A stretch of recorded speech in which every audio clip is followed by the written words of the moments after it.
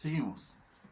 En realidad existen evidencias de que la marihuana puede causar daños irreversibles en el cerebro cuando es utilizada durante varios años de forma regular, es decir, daña el cerebro.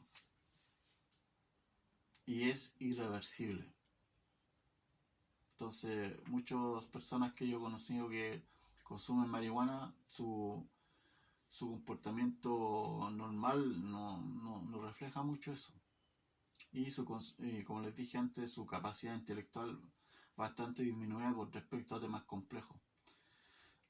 Seguimos. El doctor William Patton, profesor de la farmacología de la Universidad de Oxford, descubrió en un grupo de jóvenes fumadores que la atrofia de sus cerebros era equivalente a lo que normalmente podemos hallar en personas entre los 70 y 90 años. Es decir, bueno, obviamente una persona que tiene 90, 70 años tiene un deterioro por la edad, ¿cierto? Algo normal, natural, por el desgaste. Pero se equipara, ¿cierto? La mayoría de esas personas tienen problemas con la memoria, concentración intelectual, qué sé yo. Entonces, imagínense, tienen una comparación de su funcionamiento cerebral a una persona de 70 y 90 años. Otro daño. Se ha encontrado evidencia de que el nivel hormonal masculino quedaba reducido al 44% en aquellos jóvenes que habían consumido o usado marihuana al menos 4 veces a la semana por un periodo mínimo de 6 meses. Es decir, baja la hormona masculina. Entonces, todos los consumidores de marihuana bajan de un 100% a un 44% la calidad de su hormona masculina. Es decir, baja la masculinidad a la marihuana. Daño grave, gravísimo para el hombre. La cantidad de espermios en este grupo había bajado en proporción a la cantidad de marihuana fumada, provocando esterilidad en los que fumaban en grandes cantidades. Otro daño más, puede dejarte estéril. Caso los hombres, ojo, puede dejarte estéril. Otro daño a la marihuana, puede dejarte estéril. Si quieres tener hijos, quizás no puedas si fumas mucho marihuana. Evidencia también de que las células de la esperma de algunos animales expuestos a la marihuana transportaban reducidas cantidades de DNA y de que su uso regular terminaba con tantos cromosomas deshechos como 3 veces más de los cromosomas que normalmente se encuentran en los no fumadores. Es decir, deteriora tus células de cromosomas. Otro daño. Se informó también de que el uso habitual acaba en un deterioro del funcionamiento de la mente, estados patológicos parecidos a la paranoia, pasividad habitual progresiva y falta de motivación. Pausa. Yo conocí a una amiga por internet que se jactaba de que consumía mucha marihuana, pero dice que siempre tenía problemas para ir a trabajar. No soportaba la monotonía o la rutina del trabajo. Entonces tienen un gran grado de pasividad, no la pueden dejar, les falta la voluntad. Entonces la marihuana, otro daño más, aumenta tu pasividad y te evita o te baja tu capacidad para enfrentar los problemas de la vida. Nada menos. Y la falta de motivación. Mi amiga no tenía mucha motividad por la vida. No disfrutaba con las cosas comunes. Qué sé yo, un paisaje, el aire de un parque, las cosas normales de la vida. Disfrutar de la realidad de la vida. Bueno, seguimos. 9 de los científicos que declararon ante el subcomité del Senado, algunos de ellos profesores de psiquiatría, presentaron gran cantidad de evidencias y observaciones de comportamiento aberrante y peligroso entre los fumadores de marihuana, incluso entre los que lo hacen moderadamente. Es decir, te daña aunque consumáis poco o mucho. El doctor Tennant dijo que las principales manifestaciones en la personalidad de los usuarios fueron apatía, insensibilidad y letargo, con severo deterioro del juicio, la concentración y la memoria. La apariencia física estaba estereotipada, y todos los pacientes parecían estúpidos, con poca higiene y mostraban lentitud al hablar. Claro, dificultad de utilizar la corteza cerebral superior donde están las funciones cognitivas. Entonces, otro grave daño. Entonces, no te deja vivir la marihuana. O sea, el efecto que puede producir en un instante te puede traer pero fatales consecuencias a tu vida y a tu futuro. Dice, existe fundada evidencia de que la concentración y número de células acumuladas en el esperma de los fumadores se reduce notablemente en un promedio de un 50%. Un 50%. O sea, los hombres van camino a bajar la masculinidad a un 50% por el consumo de marihuana. La disminución en la producción del esperma está asociada generalmente con el esperma anormal, es decir, con células de reproducción de baja calidad. Grave, porque vaya a querer tener hijos sanitos y ya venir de fábrica, como se dice, con mala calidad. Otro daño. Dice, el THC afecta dramáticamente a los glóbulos blancos, provocando una notable baja del sistema inmunológico de las personas. ¿Qué más necesario hoy en día es tener una salud inmunológica con la pandemia? No sabemos que la pandemia cuánto tiempo va a estar. Y si, como sea este bicho, si sea artificial o natural, dudo que sea natural, ¿qué más necesario que los glóbulos blancos? Entonces, la marihuana hoy en día está matando a las personas literalmente. Bueno, seguimos. Dice, en la conferencia de Helsinki en 1975 se reunieron 3.000 farmacólogos por una semana y cientos de trabajos fueron presentados en docenas de sesiones. En el simposio sobre la marihuana se mostró una impresionante película donde aparecía un glóbulo blanco que había sido separado de la capa que rodea el pulmón. Acuérdense, pausa.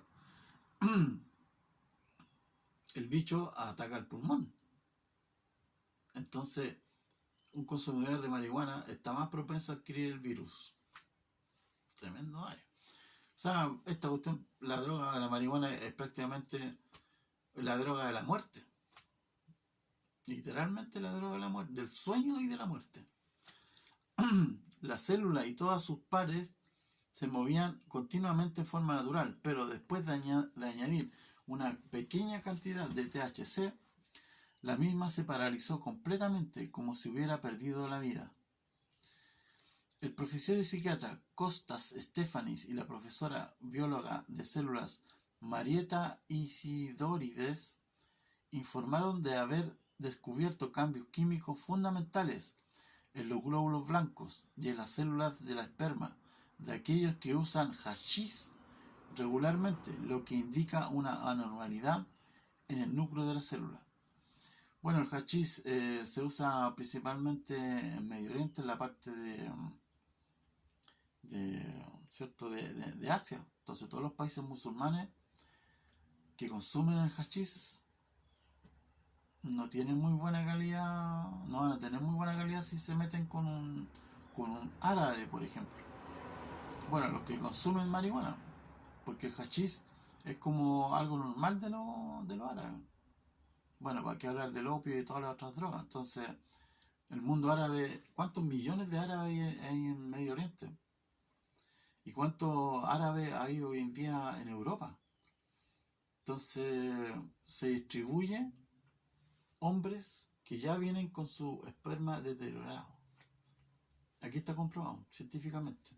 No tiene nada que ver con el racismo, con todo el respeto que me merecen a mí los árabes. Yo admiro mucho de los poemas de los árabes.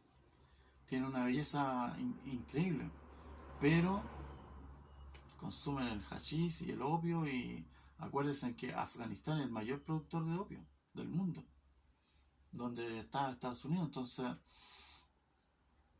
vemos que los tremendos daños, ¿cierto? Me perdí, a ver, acá. Mediante diversas diapositivas, Stephanie pudo mostrar los cambios celulares fundamentales ocurridos en los glóbulos blancos y células del esperma debido al uso de la marihuana, lo que podría revelar su interferencia con la formación de los materiales químicos fundamentales de la célula. Es decir, la marihuana daña la célula.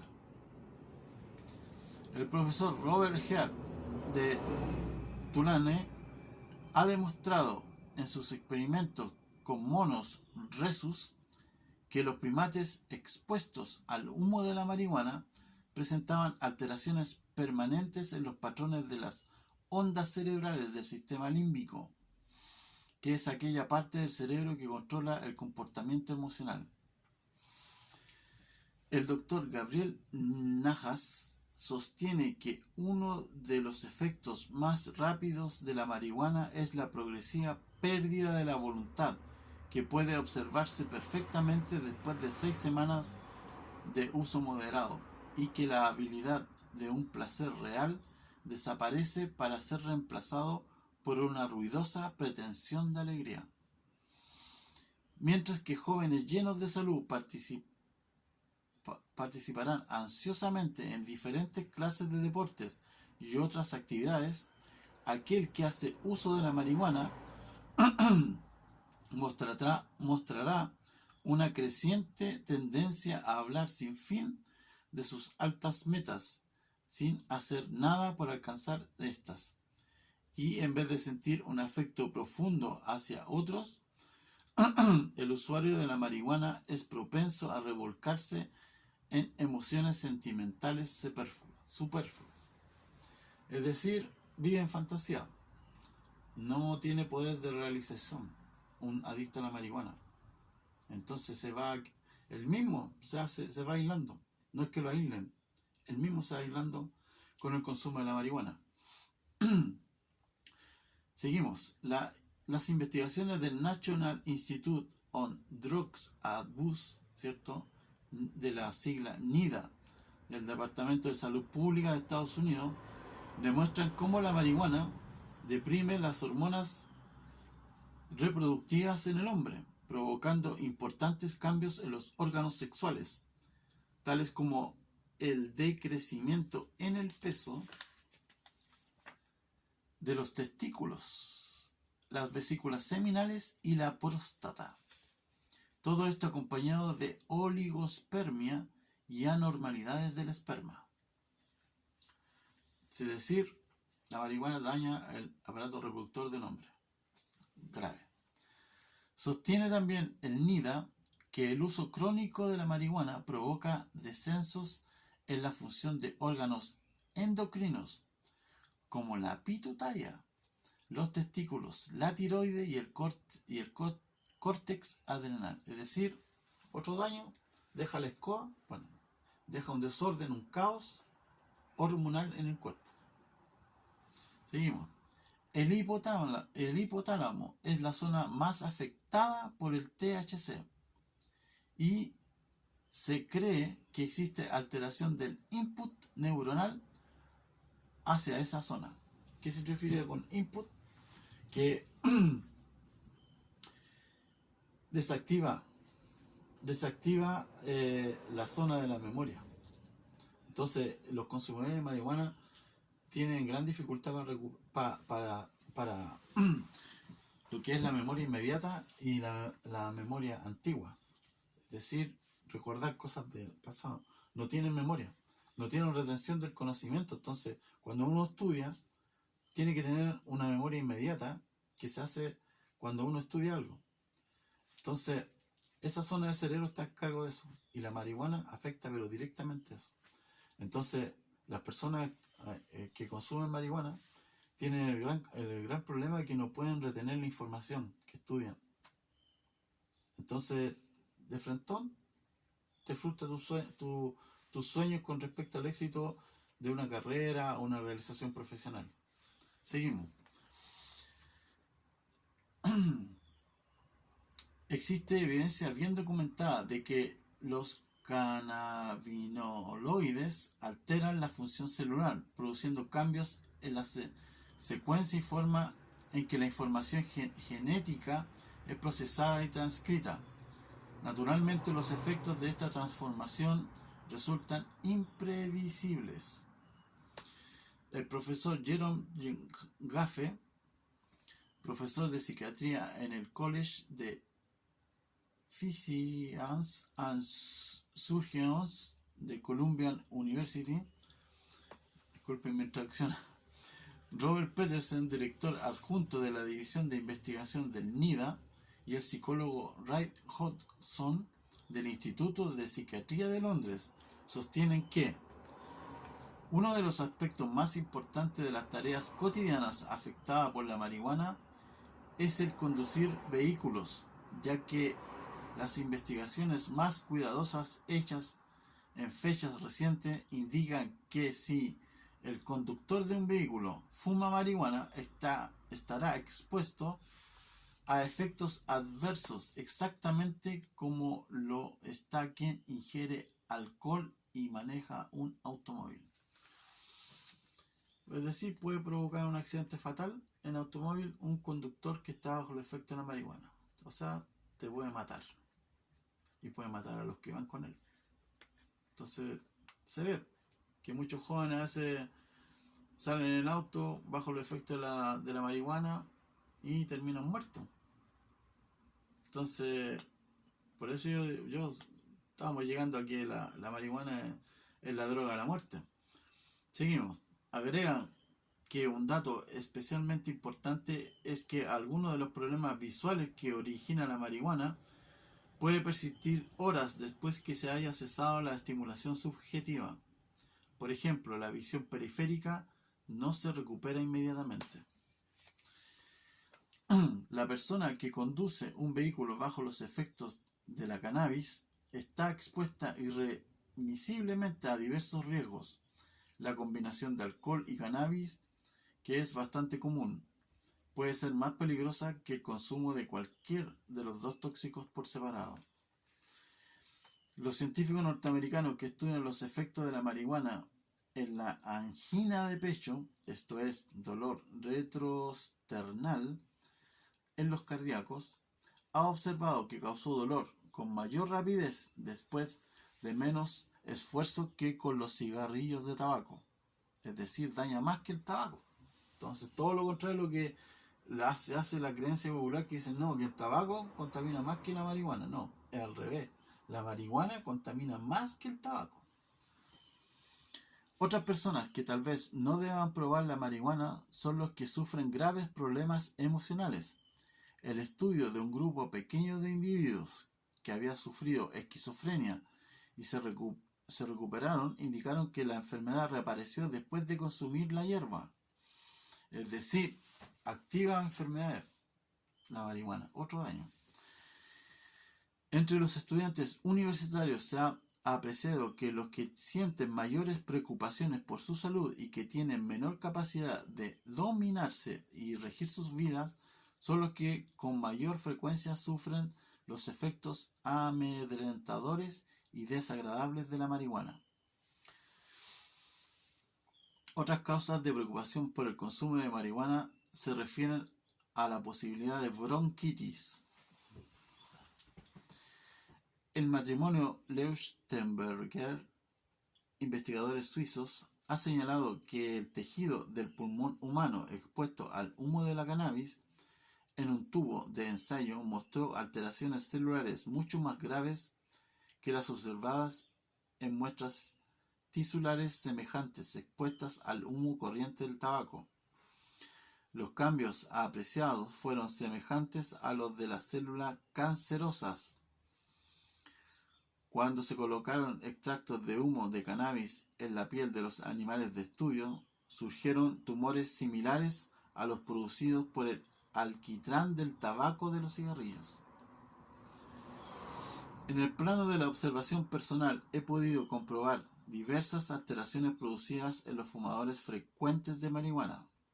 Todos ellos, sin excepción, desarrollan una especie de narcisismo emocional que les hace muy difícil sentir empatía por sus semejantes, tendiendo más bien a la manipulación de los sentimientos de quienes los rodean. Pese a aparentar una gran intensidad en sus manifestaciones emocionales, estas son mecánicas, superficiales, estereotipadas, llegando a producirse una frigidez emocional disfrazada bajo un temperamento de apariencia muy sensible. Se hace evidente también en muchos de ellos que con el paso de los años la droga afecta profundamente las funciones cerebrales más elevadas, menoscabando la discriminación superior, el criterio y el juicio interno. También se reduce en forma dramática la capacidad de abrirse a nuevos paradigmas de pensamiento o formas de conducta más elevadas, aun cuando el afectado esté convencido de todo lo contrario. No es extraño que el hombre reduzca su potencia sexual y muestre caracteres femeninos secundarios, tales como un desarrollo exagerado de tetillas o una tendencia hacia la homosexualidad. Pausa. Es decir, la marihuana te puede convertir en homosexual. Y hoy en día se ve que hay un gran aumento de homosexuales. O sea, no solo el espermio baja por los preservantes que tienen los alimentos en los supermercados, sino que la marihuana te puede convertir en homosexual porque destruye tu hormona masculina, el esperma. Seguimos. La revista Newsweek del 27 de octubre de 1986 publica un artículo titulado "Un ayudante de Reagan declara: la marihuana puede convertirlo en homosexual". Si lo dice el gobierno de Estados Unidos, ¿qué más claro? Ronald Reagan, presidente de Estados Unidos. La marihuana puede convertirlo en homosexual. Y de hecho, mi amiga que les decía yo con respecto a la marihuana, conducta lésbica, va hacia el lesbianismo. Ella se autodenomina en el TikTok, si no me equivoco, María Porre. Porre, aquí en Chile se le dice a los porros de marihuana o cigarrillos de marihuana. Seguimos. Este comentario se refería al asesor antidrogas de la Casa Blanca, Carlton E. Turner, quien estaba convencido de que el vicio de la marihuana podía llevar a sus adictos a la homosexualidad. Aseguraba además que los homosexuales, por el hecho de consumir marihuana, dañan de una forma muy peligrosa la vulnerabilidad de su sistema inmunológico en relación al SIDA. Entonces ahora, imagínense, o sea, cuán valioso es el sistema inmunológico. La marihuana te lo destruye por todos lados. Y los homosexuales que se volvieron homosexuales por la marihuana, baja el sistema inmunológico por el SIDA. Por eso digo, es la droga de la muerte. Cada vez que él visitaba un centro de tratamiento antidrogas para pacientes menores de 18 años, podía comprobar que más del 40% de estos menores drogadictos habían iniciado relaciones homosexuales. Quiero hacer una cosa acá. Yo de repente me meto en las redes sociales y uno vitrinea, como se dice acá, o comienza a revisar el TikTok u otras redes sociales y se encuentra con menores que ya tienen la promiscuidad sexual, ¿cierto? Comienzan a exhibir su cuerpo y no tienen ni 14 ni 15 años. O hablan de que le dio un beso a su amiga o que le dio un beso a su amigo y con una liviandad es como que se tomaron un vaso de bebida. Entonces la degeneración sexual se toma como algo tan ligero como algo común, como que no fuera ningún delito. Entonces una cosa lleva a la otra. Imagínense ustedes que después la violación y el abuso en las calles sea algo normal y liviano. Entonces nuestra sociedad, ¿hacia dónde va? Los padres, ¿cómo protegen a sus hijos de esta influencia? Entonces, por todos lados la marihuana es perjudicial.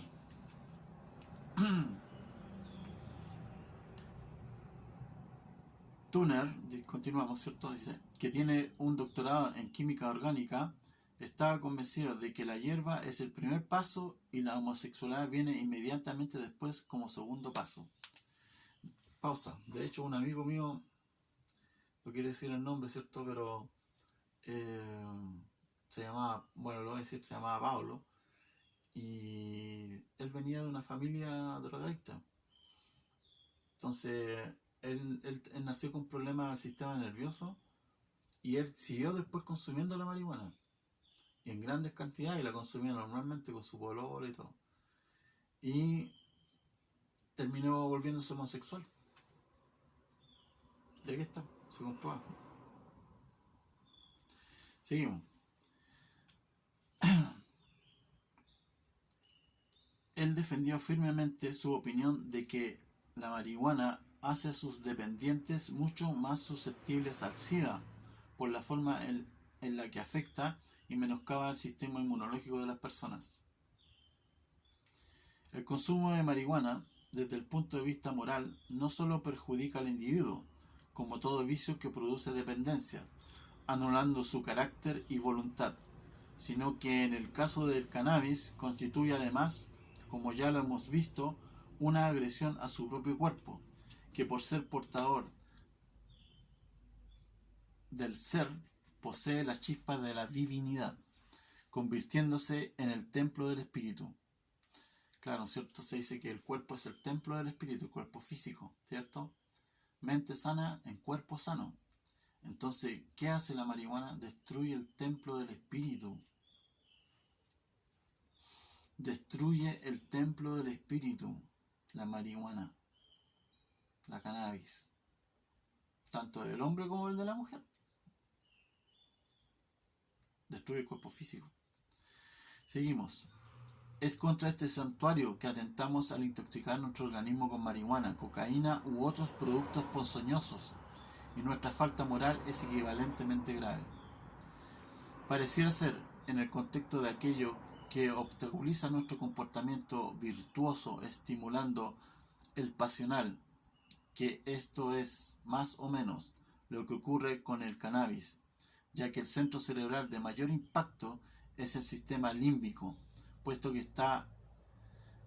que es en aquella área donde se produce la mayor acumulación de la droga, nada menos que el aparato límbico, que es el centro de las emociones, o la herencia del cerebro primate o mono. Seguimos. Dice el paleoencéfalo o cerebro antiguo era la parte más importante del cerebro del hombre primitivo y también de los animales. Mientras que millones de años de evolución desarrollan lo que se ha llamado neocórtex o cerebro nuevo, también conocido como corteza cerebral o tejado del cerebro, nombre dado por Charles Sherrington.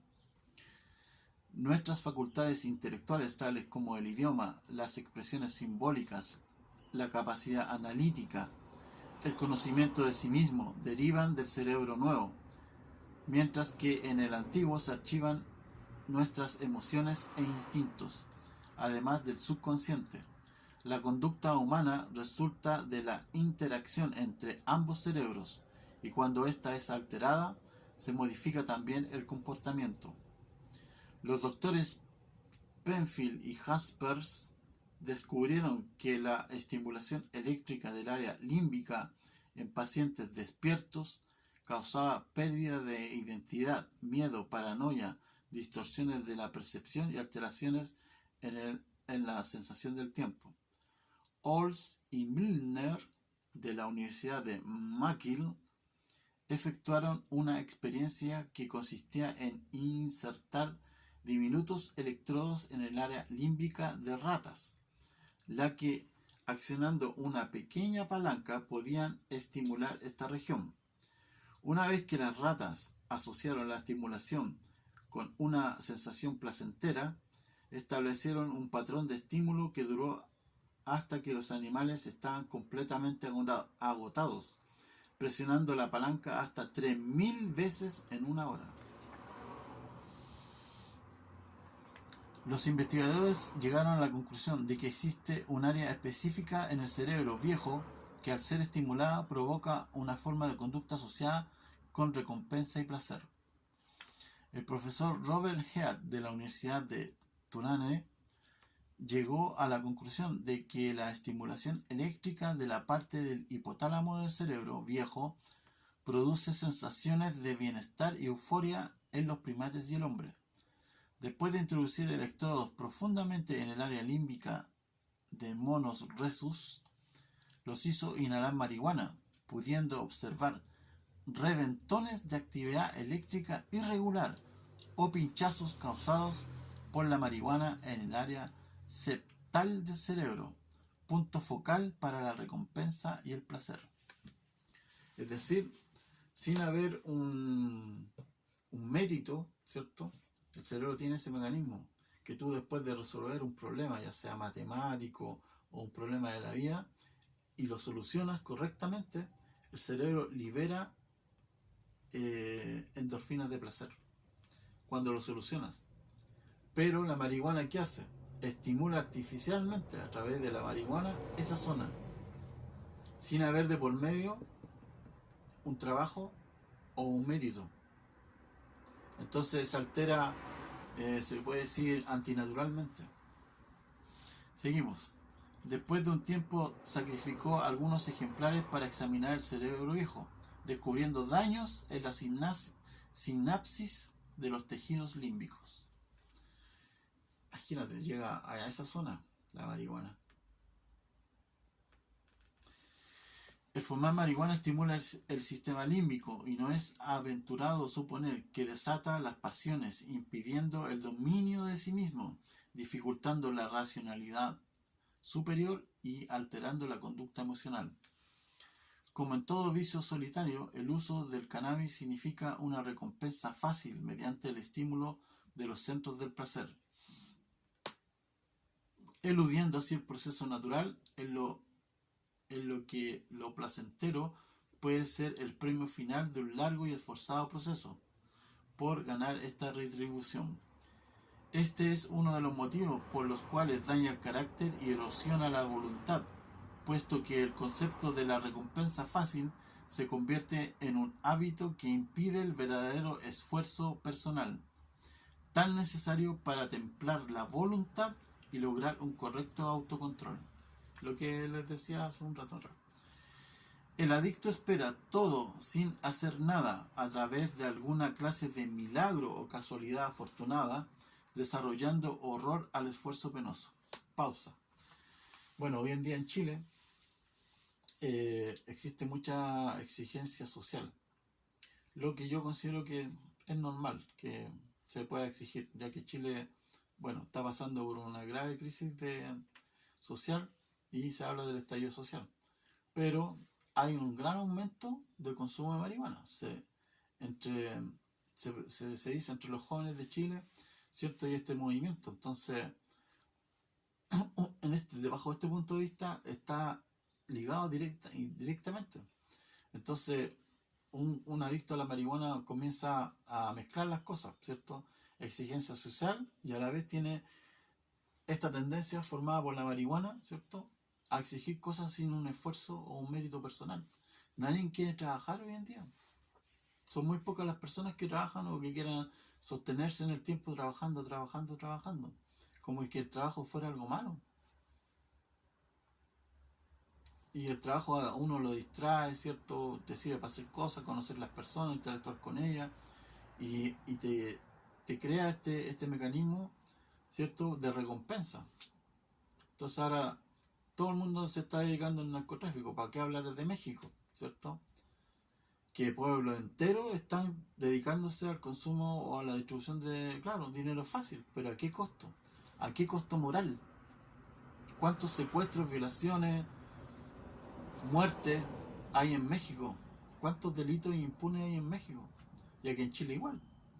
Está apareciendo el secuestro porque las mafias de la droga de Colombia están llegando acá a Chile y se están mezclando con las FARC y se están mezclando con los movimientos mapuche en el sur de Chile.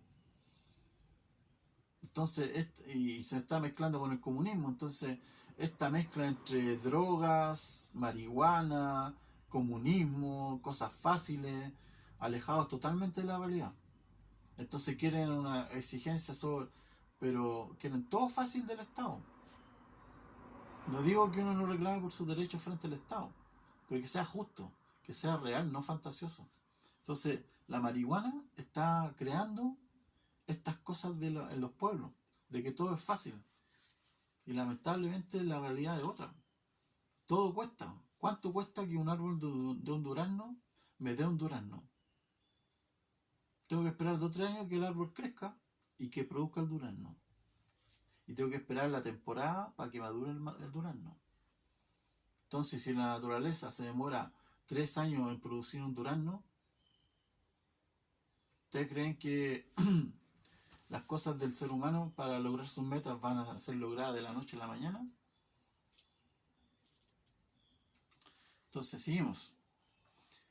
Esto se hace evidente no solo en el área laboral, sino también en la relación interpersonal, puesto que ésta requiere de un continuo esmero para ponerse en el lugar de otras personas y poder comprenderlas mejor. Es decir, la marihuana destruye el amor. Entonces, si te casaste y eres un fumador adicto a la marihuana, vas a estar constantemente exigiéndole cosas que no son de la realidad a tu pareja.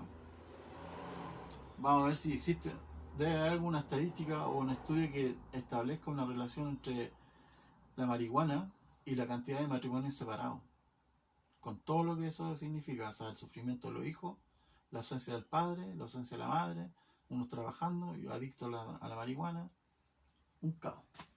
Seguimos.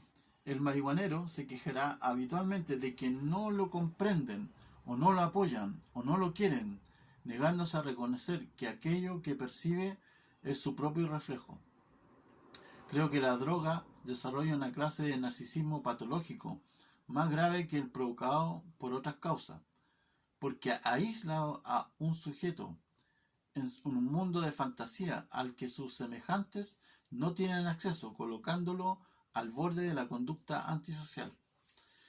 El adicto al cannabis cosifica a las personas dentro de su mente, las que pasan a existir solo en cantidad de objetos útiles y no como individuos que poseen necesidades y sentimientos propios. Pausa.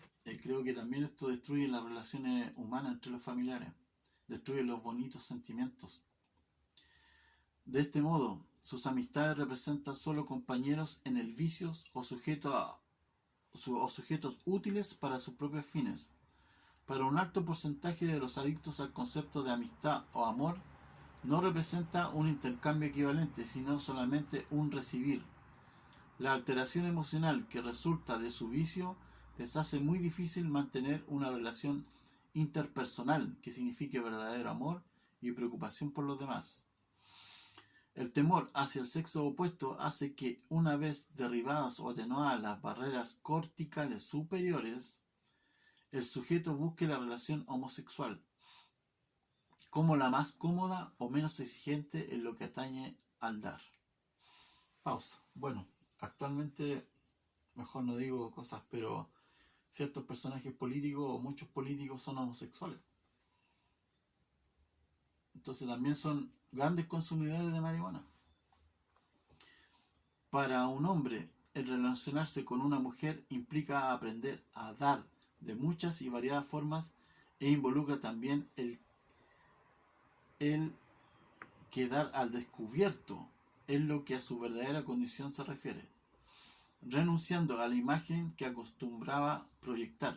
Significa también tomarse el trabajo de comprender a su compañera, lo que exige decodificar adecuadamente una conducta que para el hombre se traduce en complejos o incomprensibles mensajes.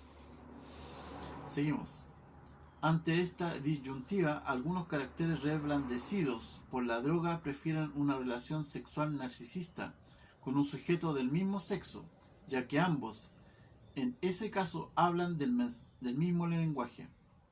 De este modo, muchos hombres permanecen aislados en su propio egoísmo, privándose de conocer la otra cara de la verdad, vale decir, la versión femenina de la realidad, necesaria para conocer ambos lados de la existencia.